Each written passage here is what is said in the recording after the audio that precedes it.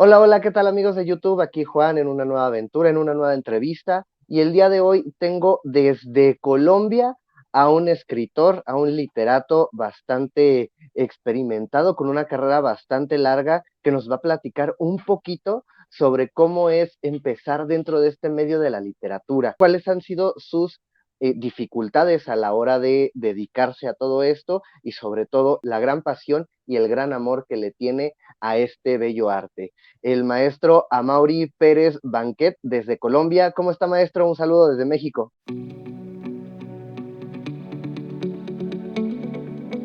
Hola, hola Juan, ¿cómo estás? Muchas gracias por darme la oportunidad de dirigirme a todo este pueblo bonito, este pueblo de México, que quiero mucho, que respeto, que admiro. Y bueno, aquí estoy a tus disposiciones para conversar en este momento y hablar de lo que más me gusta, que es la literatura. Muchas gracias. No, gracias a usted por su tiempo, porque sabemos que está un poquito ocupado, que tiene muchas cosas que hacer acá en Colombia, pero vamos a entrar directamente aquí, como le decimos, a la carnita, ¿no? Al chismecito. Cuéntenos cómo fue sus inicios, cómo empezó en este mundo de la literatura. Me imagino que fue una atracción que desde niño, ¿no? Sí, sí, comenzó desde muy niño. Yo creo que todos nacemos con ciertas actitudes y a medida que va avanzando el tiempo las vamos descubriendo, encontrando y por supuesto puliendo, irlas alimentando cada vez más con estudio, con responsabilidad. Y el tema de la literatura sí fue desde muy niño. Yo inicialmente tenía ciertas ideas que no tienen nada que ver con esto, pero sí con el arte. Yo me imaginaba cuando conocí el primer circo, que fue un circo pequeño de pueblo, yo me imaginaba dentro de ese circo recorriendo el mundo con todos los payasos, los magos, el que cantaba, imitaba a Leo Dan y todo ese mundo mágico que envuelve el circo. Pero resulta que cuando ya encuentro un libro y me lo leo, el libro se llama El viejo y el mar de Ernest Hemingway, ese día me di cuenta que yo había nacido para ser escritor, que yo había nacido para contar historias y desde entonces me enamoré de la lectura y por supuesto también de escribir, imitar a esos grandes contadores de historia como el caso de Ernest Hemingway, luego Gabriel García Márquez, que para esa época en que yo descubro a Hemingway gana el premio Nobel y sale el boom de nuestro querido Gabo, y entonces yo quería ser como ellos, contar historias y que la gente se enamoraran de las historias y de lo que yo hacía. Y bueno, desde ahí que comenzó esta larga historia de la literatura en mi vida y aquí estoy viviendo de eso. Y eso es lo importante, que logró vivir de eso, ¿no? Porque cuánta gente no se queda como que a medio camino, que por dificultades, ¿no? Que por el dinero, que porque se tarda uno en llegar a sobresalir, pero pues el camino me imagino que no fue fácil. No, no, no ha sido nada fácil. Entonces, en esa época que yo escribía, hacía mis primeros pininos, tenía el temor de que me descubrieran lo que yo leía, Juan. Entonces, yo escribía, leía, disfrutaba lo que yo escribía y luego destruía para que no lo encontraran, para que no descubrieran y de pronto se burlaran de esos primeros intentos míos contando historias en cuadernos viejos, en libretas que me regalaban. En fin, la tarea mía era llenar eso de letras y de historias hasta que llegó el momento en que decidí atreverme a escribir para otro público que no fuera yo mismo. Y no ha sido nada fácil porque había ese temor de que mi primer libro lo aceptaran o no lo aceptaran. Y eso pasó. Además de eso, estudié una ingeniería que tiene que ver mucho con el campo, se llama ingeniería agrícola, en mi carrera, mi profesión universitaria, y comencé a trabajar en un banco agropecuario como gerente de un banco. Entonces estaba en ese dilema de estar en las finanzas, pero querer ser escritor. Entonces fue una decisión muy difícil que fue muy hablada con mi familia, fue muy concertada hasta que todos estuvieron de acuerdo en que sí, que yo había nacido para ser escritor y que tenía que atreverme a dar el paso ya de dedicarme a la literatura y eso hice, renuncié del banco y me atreví a dar ese paso de dedicarme a lo que me gusta, a escribir. Entonces, no ha sido fácil, pero de eso se trata la vida, de encontrar de pronto ciertas barreras, ciertos trancones en el camino, y lo bonito es superarlo, y bueno, eso es lo que ha pasado dentro de este camino de la literatura. ¿A qué edad fue eso, maestro, en la cual usted decidió, ya sabes qué, de aquí del banco yo ya no soy, mi familia me apoya, está Yo demoré, conmigo y me voy a dedicar a la literatura? sí, sí, eso fue, yo demoré en el banco casi una década, aproximadamente 10 años. Ya cuando estaba alrededor de los 30 años, ya yo dije, bueno, ahora sí, cierro los ojos, renuncio y me dedico a escribir. Entonces, ya cuando yo escribo mi primer libro, que se llama El Líder, que es una historia que tiene que ver mucho con el entorno donde yo crecí, perdón, que es un entorno bastante rural, es un entorno donde había unos pocos que acaparaban toda la tierra y había muchos campesinos que no tenían donde cultivar, y de eso trata mi primera novela, que se llama El Líder, la lucha de tierra. Entonces, afortunadamente, Juan, el libro fue bien recibido y es un estímulo para continuar y para decir, hombre, tomé una buena decisión. Sí, claro, o sea, esa es la motivación, porque como nos cuenta cuántos libros no había ya destruido anteriormente, o sea, que nadie tuvo oportunidad de leerlos y que pues ahorita con ya la carrera que tiene, pues serían, uy, inéditos, una joya para poder leer de sus admiradores, ¿no? Te cuento que yo he vivido en muchas partes, y no sé qué día me puse a mirar un bolso viejo y ahí me encontré uno de esos cuadernos, y yo no sé cómo se salvó ese libro, que se llama Un hombre nació para luchar, algo así. Y ahí lo guardé, ni siquiera me atreví a leerlo porque cuando eso yo tenía como 18 años, y yo dije, ¿qué cosa escribiría yo aquí? Pero ahí lo conservo. De pronto, algún día alguien se lo encuentre y lo publique luego de que ya yo no esté en este universo, pero no entiendo cómo se salvó ese libro en esa época, que era el tiempo de las destrucciones. O sea, escribía, creaba, pero luego destruía. Entonces, se salvó de pronto por algo, y ahí Ujú. lo tengo escondido para cuando alguien más se lo encuentre, porque yo no me atrevo a leerlo. De pronto me voy a encontrar con algo que no sé, que no me vaya a gustar, o que de O, pronto me vaya a o encontrar con también puede algo ser que su ópera prima. oye, por qué no lo publiqué? Entonces he decidido tenerlo ahí guardado para alguien en el futuro que se lo encuentre. Pues sí, digo, así como usted me comenta, pues sí debe de ser por algo que sobrevivió a esa matanza, a esa aniquilación de libros. Pero cuéntenos, Sí. maestro, ¿cuántos libros ya tiene en su haber actualmente? Ya Bueno, publicados. hasta el momento publicados 11 libros, como te contaba inicialmente. Mi ópera prima se llama El Líder, que es una novela. Luego del Líder escribí otra novela que se llama La Maldición del Cabaret, que hasta el momento es mi libro más leído. Luego de La Maldición del Cabaret, tengo un libro de cuentos que se llama Coincidencias, que son 14 cuentos. Luego de Coincidencias, escribí otra novela que se llama La Bestia, que es una novela que trata sobre el incesto. Después de La Bestia, escribí otra novela que se llama Clarena, que también ha sido muy bien recibida por el público juvenil, que es sobre un caso real de una amiga que asesinaron en Caracas en la época de las expropiaciones de Hugo Chávez.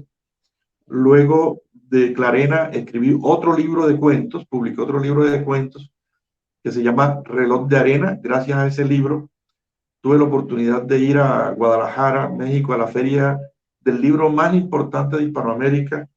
Contento, feliz de conocer a México. Allá tuve la oportunidad de presentar Reloj de Arena. Allá conocí a tu padre, que lo quiero como si fuera mi hermano, a Fer Velasco, y a mucha gente bonita de México que seguimos conectados y muy mandándonos abrazos fraternales a cada momento a través de estas plataformas. Después de Reloj de Arena, publicé un libro que se llama Lisandro, que tiene que ver con la vida y obra del maestro Lisandro Mesa, que es un juglar, músico integral que tenemos acá, músico de acordeón, que ha recorrido también mucho el mundo con este tema de la cumbia colombiana. Ujú. Después de Lisandro, escribí otra novela, publicó otra novela que se llama Más allá de los confines, que es una saga familiar, tiene que ver mucho con mi entorno familiar. Son 6 personas, personajes de mi familia, contando la misma historia, pero desde diferentes épocas. Y Ah, luego escribí un libro, publiqué un libro que tiene que ver con la universidad donde yo estudié, la Universidad de Sucre, que se llama Universidad de Sucre 40 años. También hice parte de un libro de cuentos que se llama Cuentos para iluminar la noche, que son 32 cuentos escritos por varios autores. Y el libro más reciente, más publicado también, es un libro de relatos que se llama Hay una mancha de sangre en la moneda. Son 11 libros publicados hasta la fecha. En el otro mes va a salir publicado un libro que se llama Tras los pasos de Raskolnikov, que es un homenaje que yo le hago al gran novelista ruso Fyodor Mikhailovich Dostoyevsky, el creador de Crimen y Castigo. Este libro fue ganador de un premio y bueno, ya está pronto a salir en el mes de julio. Debe estar disponible. Ya con esto serían 14 libros publicados y seguimos en la tarea escribiendo, porque los que nacemos con esta intención no podemos vivir sin escribir. Y aquí vamos. ¿Cuál diría usted, maestro, que es su línea editorial o su línea de escritura? Bueno, yo me considero un novelista, o sea, lo mío, lo que más me gusta es la novela, es donde me siento más cómodo, donde tengo más libertades. De hecho, ese libro sobre Lisandro Mesa, al que te digo, todo el que lo lee piensa que ese libro, todo lo que está ahí ocurrió, y no. Lo que está ahí es una parte de las conversaciones que yo tuve con el maestro Lisandro Mesa, pero él me dio la libertad de novelar, o sea, de recrear mundos a través de esa verdad que él me dijo. Entonces, es un libro que el 40% es real y el otro 60% es la fabulación mía, esa oportunidad que tengo yo de novelar a través de algo real. Como una Entonces, adaptación, se podría el decir, fuerte ¿no? mío es la novela. De hecho, el libro que va a salir sobre Dostoyevsky es una novela sobre Dostoyevsky. El libro gana como el mejor libro de ensayo del premio de estímulos del departamento de Sucre, pero quienes me conocen dicen, Amaury aprovechó aquí para hacer una novela sobre Dostoyevsky, porque siempre, aunque trate de hacer cualquier tipo de documento, siempre termino escribiendo una novela, aunque no la quiera escribir, porque esa es como que la pasión que tengo yo por la literatura, de tener espacios grandes para poder contar cosas sobre lo que veo o sobre lo que me imagino, pero casi siempre estoy novelando. Sí, porque inclusive como comenta, ¿no? En cuestión de que tiene los datos reales, pero dentro de esos datos, pues ya al momento de estarlos revisando y de estarlos escribiendo, pues la mente vuela, y la mente vuela, y ¿qué pasaría si el personaje estuviese, pero en esta situación, sobre la misma línea, pero en esta situación? Si se hubiese ido del otro lado, y de ahí empiezan a salir un buen de ramificaciones que terminan haciendo la novela y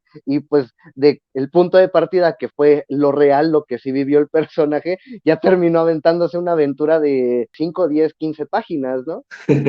Sí, por ejemplo, te voy a poner un ejemplo, Juan, de lo que me pasó cuando estábamos haciendo el libro de Lisandro Mesa. En el capítulo 2 que trata sobre su nacimiento, lo único real ahí es que él nació el 26 de septiembre de 1937. Lo demás lo inventé yo. Cuando yo se lo leí antes de publicar el libro, él se quedó así, oye, ¿de dónde sacaste todo eso, Amaury? Me dijo, pero está tan bonito que hasta yo me creo que eso pasó.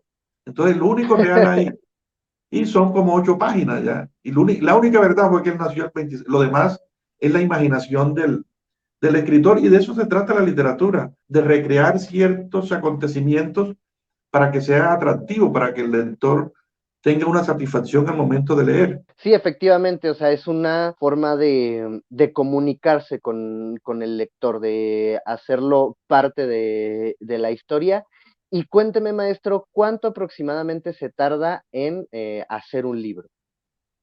Bueno, eso depende de la historia. Cuando son historias donde hay que hacer un trabajo de investigación previo, son 2 etapas. Primero el trabajo de investigación como tal, y ya luego viene la redacción y luego la corrección pero normalmente un poco más de un año haciendo todo ese trabajo, y luego son los ajustes, lo que uno habla, la obra blanca, ya, es revisar, releer, qué está sobrando, qué le falta.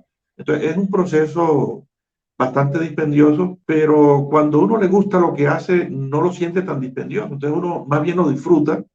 A veces uno se ríe de cosas que escribe, que te llega de pronto una idea loca y tú la plasmas en el papel, pero luego cuando ya estás reposado dices, esto no va a funcionar, mejor funciona esto. Entonces es un proceso de varias etapas, pero que uno realmente disfruta y uno va aprendiendo de todos estos procesos, porque a veces tienes que recurrir a otros libros. Sí, sobre todo esa parte, ¿no? Que es el constantemente estar aprendiendo, seguirse nutriendo para tener un mayor de bagaje, ya sea en la escritura, en las palabras, en sinónimos, el cómo abarcar ciertos temas o como usted me comenta, que deben algunos ser más especializados o con más investigación para poder dar o plasmar lo que realmente se quisiera plasmar en cuestión de la historia sin alterar lo que son sus datos, ya sea históricos o inclusive ya más especializados como lo puede ser la química o la biología, no sé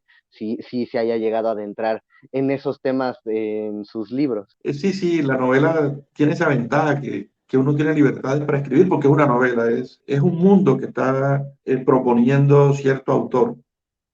Y cuando estas historias te obligan a leer, como te decía, es una oportunidad para seguir aprendiendo y de seguir mejorando tu léxico, porque entre más palabras tengas aquí, más fluido va a ser ese libro y más oportunidades va a tener el lector también de disfrutar determinadas lecturas, porque hay autores que te hacen varias historias, pero siempre están contadas con las mismas palabras, porque el léxico está muy limitado. Entonces, entre más lecturas tengas tú, por supuesto, el léxico va a ser más rico y te va a dar oportunidad de que la historia que estás contando también sea más rica, tenga más fluidez, porque hay más palabras y claro está, palabras que engranen dentro de la historia, valga la redundancia, que estás escribiendo, que estás contando y que estás proponiendo. De su primer libro que escribió de manera amateur que terminó destruyendo, a el primer libro que publicó ya de manera profesional, que ya se decidió, a el último libro que acaba de publicar o que va a salir, que me comenta el siguiente mes, ¿cuáles han sido las diferencias?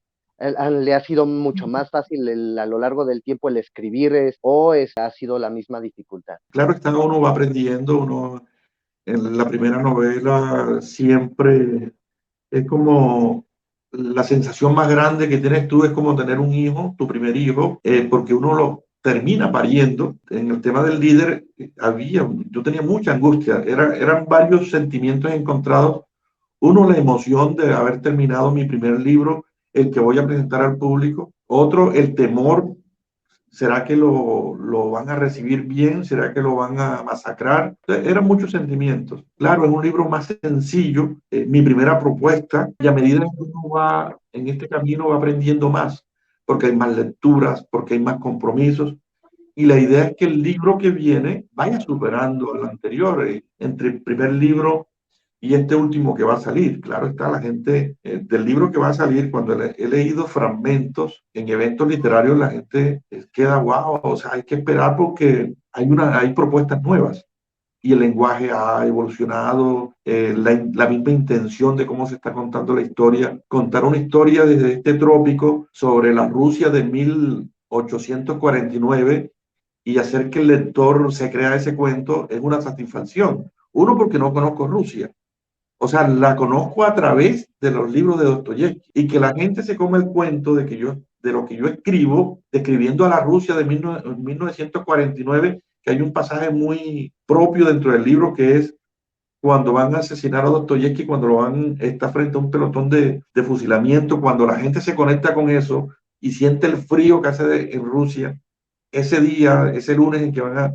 Entonces, quiere decir que se están haciendo las cosas bien. Describir un entorno que tú no conozcas a través de otras lecturas es un riesgo bastante grande, pero es bonito cuando te reconocen, hombre, ese trabajo es un buen trabajo. Y hay mucha gente a la expectativa precisamente por eso, porque es una novela sobre Dostoyevsky escrita por un escritor del trópico colombiano que no conoce Rusia. Son las cosas que de pronto te motivan a seguir estudiando la literatura y a seguir proponiendo cosas nuevas. Platíqueme otra cosa, maestro.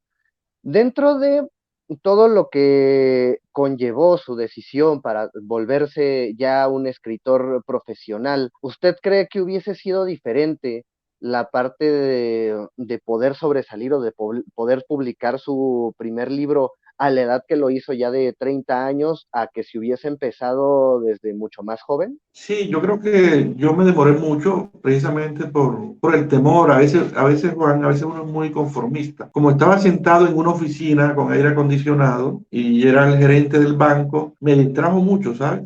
El confort en que estaba. Un confort, pero yo era inconforme. O sea, de pronto la gente veía a un Amaury que estaba tranquilo y que estaba contento, pero yo por dentro estaba sufriendo porque no estaba haciendo lo que me gustaba. O de pronto di el paso en el momento en que era ya.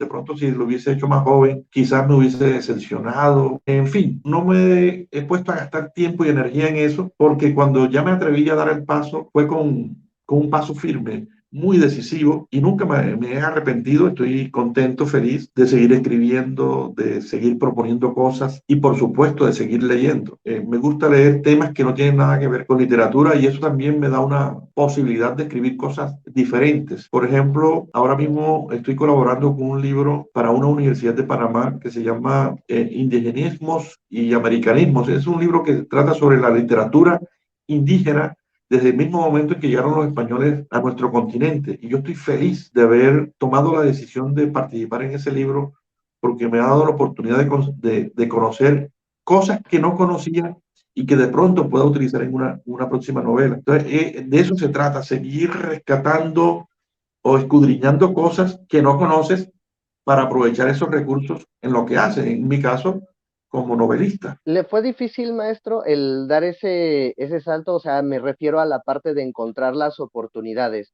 De usted escribe su primer libro, El Líder, y al momento de encontrar a alguien que lo publicara, una editorial, que lo tuvieran, que le dieran la revisión. Sabe que con el líder, yo, como te digo, tenía ese temor, pero la primera satisfacción que tuve fue cuando se lo di a mi correctora, que me llamó emocionada, diciéndome lo que le había encantado ese libro.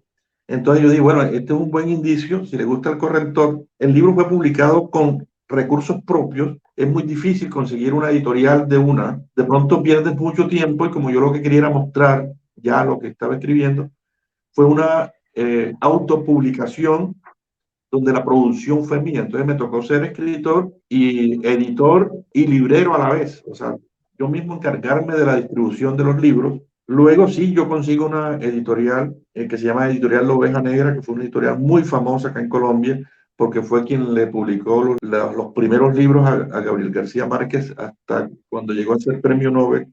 Pero sabes que yo tuve una mala experiencia con esa editorial, Juan, y eso me dio la oportunidad de dar otro paso más, y es crear mi propio sello editorial. Yo además de ser escritor, soy editor y tengo mi editorial que se llama Editorial Torcasa y es por donde salen todos mis libros y además los libros de otros autores, tanto de Colombia como a nivel internacional. Como te digo, estamos terminando el proceso de edición de un libro para Panamá. Hemos hecho un libro de un escritor de Mozambique, en África, que el traductor es mexicano. El libro también está en México. Gracias a que el traductor es mexicano, hemos hecho libros para Chile. Es una editorial abierta a cualquier escritor de cualquier parte del mundo. Y es algo muy interesante que no sabía de usted, se lo estaba guardando. Pero para que alguien se contacte con usted y le muestre su trabajo, su libro, debe de tener algún tipo de requisito. Sí, sí, por supuesto. Cada editorial tiene su comité editorial, donde están los correctores, donde están personas que saben mucho del tema, y hay una calificación para los textos. Ahora hay mucha facilidad para la gente que quiere ser escritor, porque hay muchos recursos con este tema del Internet. Ya tú puedes leer en línea, puedes conseguir libros gratis, puedes conseguir ejemplos de cómo enfocar cierta historia. Hay muchos recursos, entonces eso ayuda a que las historias que llegan a la editorial sean bastante limpias y bastante viables. Y bueno, eso nos tiene contentos porque estamos haciendo, yo ahora mismo estoy en mis dos facetas, porque una no me impide la otra, de hecho son muy complementarias y estoy muy a gusto. y muy satisfecho de haberme atrevido a montar mi propio sello y que ese sello cada vez esté creciendo más y que sea más visible. Ahora tenemos convenios con muchas librerías a nivel internacional, más de 30.000 librerías a nivel internacional. Estamos en Amazon. Entonces los libros que se publican en la editorial Torcasa ya están disponibles a nivel internacional, porque las plataformas, las librerías virtuales, ha sido un recurso maravilloso que nos ha ayudado tanto a los escritores como a los editores. De hecho, hacemos tirajes de 100 libros y el libro queda en una nube. Cuando el autor me dice necesito 50 libros más, en 6 días tiene sus 50 libros. Entonces, hay mucha facilidad de publicar para los escritores noveles, para los escritores que quieren mostrar sus primeras obras. Entonces, por ejemplo, el caso de la editorial nuestra es un ejemplo vivo de lo que yo pretendía, no ser tan agónico ni en el tema del dinero, porque la mayoría de las editoriales piensan en ellos, casi no piensan en el autor, que es el creador de la obra, que fue el que se gastó esos 20 meses escribiendo y prácticamente quieren el dinero para ellos y no piensan en el autor. En el caso de nuestra editorial, como yo soy escritor, pienso primero en el autor y luego pienso en mi editorial. Entonces es un plan conjunto, es una manera de motivarlos y de decirles, aquí vamos a ganar todos. Aquí no va a ganar únicamente la editorial ni únicamente el autor. Este es un negocio donde todos tenemos que ir con cierta proporcionalidad para que pueda crecer, porque si no, vamos a seguir en las mismas de antes, donde muchos autores hacían su trabajo para la editorial y quien ganaba económicamente los recursos era la editorial. Entonces yo pienso que el autor es el que más debe ganar porque es el que más invierte en un proceso editorial. Sí, claro, efectivamente, siempre durante, pues ya a lo largo de la historia se ha mostrado que siempre el artista es el más castigado a la hora de mostrar su arte, no nada más en la literatura, sino también en la música, en la actuación, es el que terminan viendo siempre como la gallina de los huevos de oro y pues órale, vamos a aprovecharnos de él, vamos a seguirnos nutriendo y él que siga haciendo su trabajo, ¿no? Pero no tiene realmente el crédito monetario que debería, ¿no? Así es, mira, el caso de Dostoyevsky, como te digo, estamos hablando de 1800, él nació en el 21, comenzó a publicar por allá en 1840 sus primeros libros. Dostoyevsky era un tipo que siempre estaba viviendo sobre el límite, porque era un hombre que le gustaba jugar en los casinos, siempre estaba endeudado y los editores se aprovechaban de él. Le daban avances, cuando Dostoyevsky escribía el libro ya lo debía y le pegaban una cosa miserable con relación a lo que ese hombre estaba produciendo.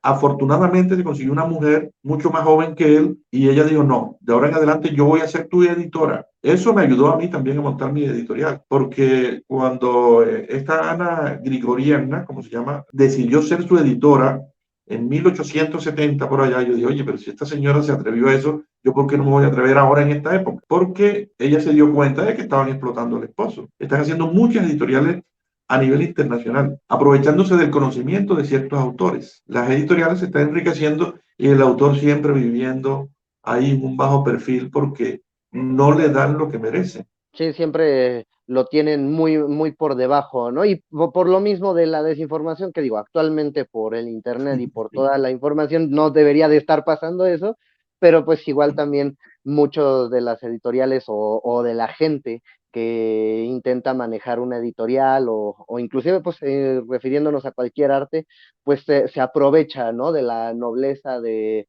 la pasión del artista por lo que está haciendo y pues Sí, sí. al final de cuentas le terminan lavando el coco, ¿no? Si de, no, sí, tú eres grande, no, sí, y vamos a hacer esto y te doy, por poner un precio, te doy 15 pesos, pero yo estoy cobrando 500 de este lado, pero tú ya tienes tus 15 pesos. Sí, Entonces, pues sí. eso es algo que se tiene que ir erradicando y pues claro que con su editorial, como me comenta maestro, pues es un punto de partida muy importante.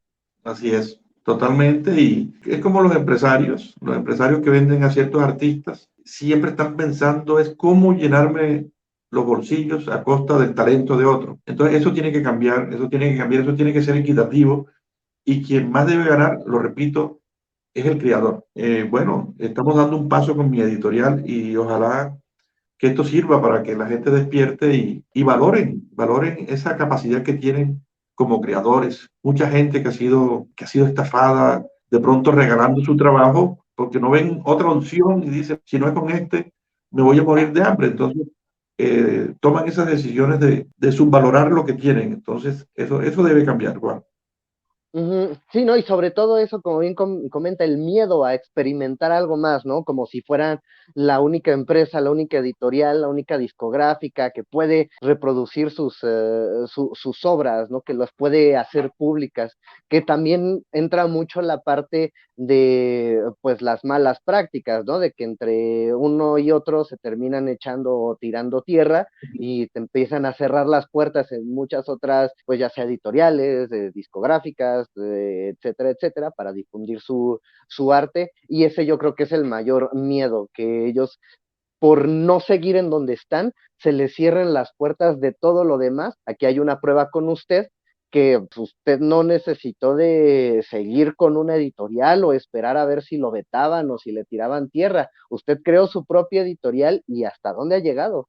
Y eso creo que es Así lo que es. le hace falta a la gente, que, pues bueno, no, aquí no se está haciendo, no estoy contento, pues voy a explorar más cosas, no son los únicos en mi medio, ¿no? Sí, sí, estamos en Juan, estamos en un mundo muy competitivo y tenemos que ser integrales. El artista tiene que meterse en la cabeza de que tiene que ser integral, de que tiene que saber de redes sociales, de que tiene que saber editar, de que tiene que saber producir sus propios videos, porque es que esto es una manera de promocionar lo que tú tienes y de decir, yo soy mi empresa, ya de estar buscando intermediarios, porque es que cuando tú buscas un intermediario, ya estás perdiendo, ya estás regalando parte de tu trabajo.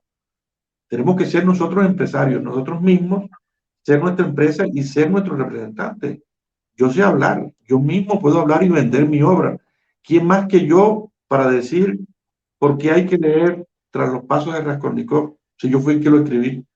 ¿Ya? Entonces, tenemos que ser integrales porque estamos en un mundo bastante competitivo y sobre todo que ahora que tenemos muchas herramientas para vender nuestros productos a través de las diferentes plataformas que hay, que si las sabemos utilizar, podemos ser muy exitosos y podemos tener un buen ingreso económicamente. Sí, todo de manera orgánica, sin ni siquiera tener que estar invirtiendo los miles y miles de pesos para poder llegar a sobresalir. Ahorita la viralidad es así de fácil, nada más es cuestión de que se aprenda, de que se avienten las personas, los artistas, a darle el respeto que se merece, o igual y no lo llamaría respeto, sino darle la visualización que se merece su arte. Así es, yo tengo un gran amigo, se llama Jairo Carrillo, es director de cine.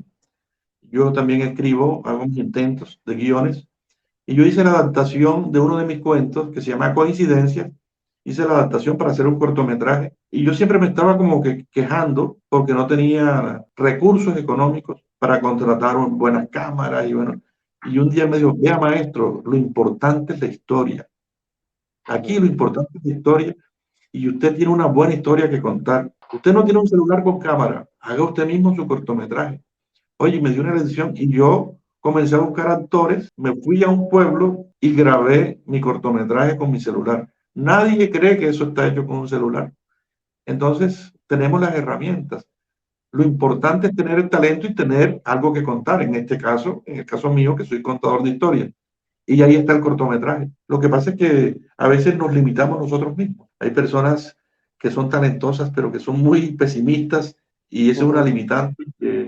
Eso es como un cáncer, ¿ya? Entonces, hay que ser muy optimista, tener buena actitud y ponerle buena cara a cualquier proceso que vayas a adelantar, porque si no te frustras, tú mismo creas los obstáculos y no avanzas. Y tú Entonces, mismo te cuando cierras. uno tiene exactamente, hay que buscar la trocha por donde caminar y seguir cualquier proceso que te propongas hacer. Lo consigues porque lo consigues si tienes la actitud positiva. Ya para ir cerrando, maestro Amauri, ¿algún consejo que le pueda dar a los jóvenes aspirantes a escritores que son ávidos lectores, que tienen quizá ya algún corto, algún fragmento o en proceso de empezar un libro? ¿Cómo empezar a escribir y cómo empezar a publicarlo? No, o sea, el primer consejo es que nunca dejen de leer. El escritor que no lea está perdido, totalmente perdido, porque estamos en un mundo bastante competitivo, como te dije anteriormente.